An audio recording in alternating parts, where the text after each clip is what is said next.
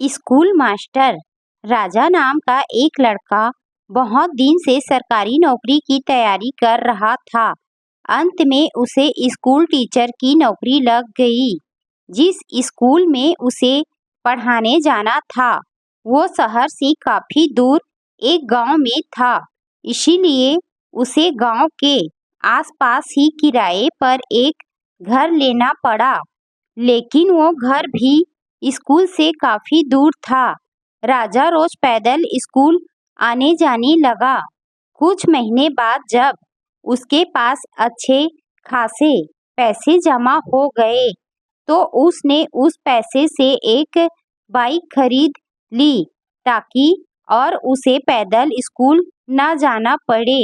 राजा जब भी स्कूल जाता और रास्ते में कोई उसे पैदल दिख जाता तो वो उसे अपने बाइक पर लिफ्ट दे देता। स्कूल से वापस आते समय भी राजा वही करता।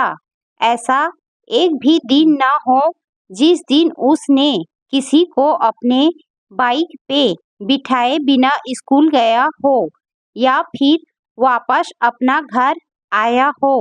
उससे जितना हो सकता वो सबकी मदद करने की कोशिश करता। एक दिन जब राजा स्कूल से घर जा रहा था तो उसे एक आदमी रास्ते पर अकेले पैदल चलता दिखा। उसने रोज की तरह उस आदमी के पास जाकर बोला कि आप मेरे बाइक पर बैठ जाइए, मैं इसी रास्ते से जा रहा हूँ, आपको आगे छोड़ दूंगा। वो आदमी खुशी खुशी बैठ गया। कुछ दूर चलते ही राजा को महसूस हुआ कि उसकी पीठ पर नोकीला कुछ चुभ रहा है। अचानक वो आदमी राजा से कहने लगा, गाड़ी साइड में लगाओ और पैदल घर चले जाओ। उस आदमी के पास एक बड़ा सा चाकू था। राजा डर गया और गाड़ी रास्ते के साइड में लगा दिया। फिर वो आदमी बाइक लेकर चला गया और राजा भी अपने किस्मत को कोसते कोसते घर जाकर सो गया।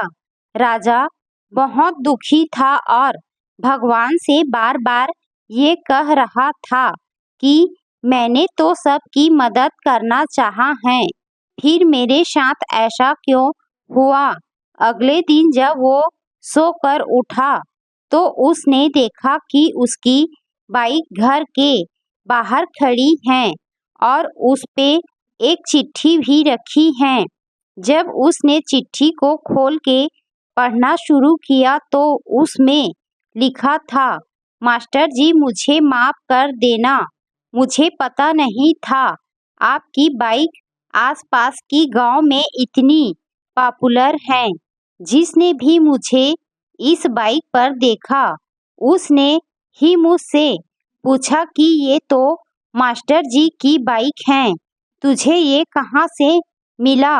सबको पता चल गया कि मैंने आपकी बाइक चोरी की है, इसीलिए मैं आपको आपका बाइक लौटा रहा हूँ। हो सके तो मुझे माफ कर देना।